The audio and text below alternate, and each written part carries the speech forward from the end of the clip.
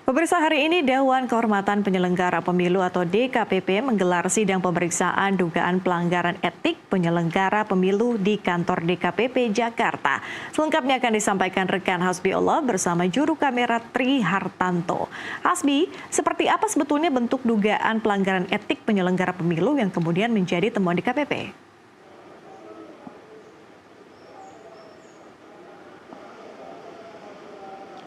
Ya baik Peti, walaupun sudah terselenggara dari tahun lalu, dari tahun 2024, kemudian ini pengaduan dari Dewan Kehormatan Penyelenggara Pemilu melakukan penyelenggaraan sidang kode etik kembali, dan juga ada beberapa hal memang yang disampaikan secara langsung oleh Ketua DKPP yaitu Hendy Lugito, yang mana pada hari ini tadi sidang terselenggara pada pukul 10.30 waktu Indonesia bagian Barat. Ini lebih ataupun telat dari 1,5 jam yang diagendakan yang seharusnya pada pukul 9 waktu Indonesia bagian Barat. Kemudian juga di sini adalah ada pihak pengadu dari Armen Sanusi Harahap yang memberikan kuasa pada Irwan Putra Nasution yang secara langsung tadi membacakan beberapa permohonan dan juga petitum kepada DKPP. Sedangkan dari pihak teradu ada Ketua KPU Muhammad Afifuddin yang hadir secara langsung dengan 4 komisioner lainnya yang diadukan oleh pihak pengadu. Lalu kemudian juga ada Ketua KPU Sumatera Utara Agus Arifin dan anggota komisioner lainnya yang juga diadukan.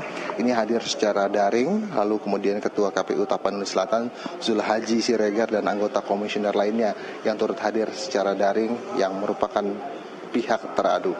Dan kemudian juga dari pokok-pokok pengaduan yang kami catat tadi dan kemudian juga dibacakan oleh Irwan Syahputra Nasution, ini merupakan pelanggaran ataupun pengaduan secara kode etik karena KPU RI dianggap tidak profesional ketika mengeluarkan surat tugas begitu.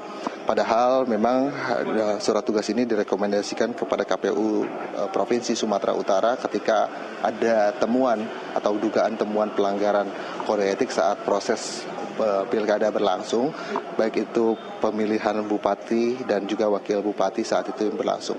Nah, pemilihan yang dimaksud adalah saat tes kesehatan, ketika itu ada salah satu calon baik bupati maupun wakil bupati, calon wakil bupati maupun calon wakil bupati ini tidak secara jelas untuk melakukan tes kesehatan, namun rekomendasi-rekomendasi yang telah diupayakan baik itu dari Bawaslu maupun juga dari pihak-pihak pengadu lainnya tidak didengarkan oleh baik itu KPU Provinsi Tapanuli Selatan maupun juga Provinsi Sumatera Utara.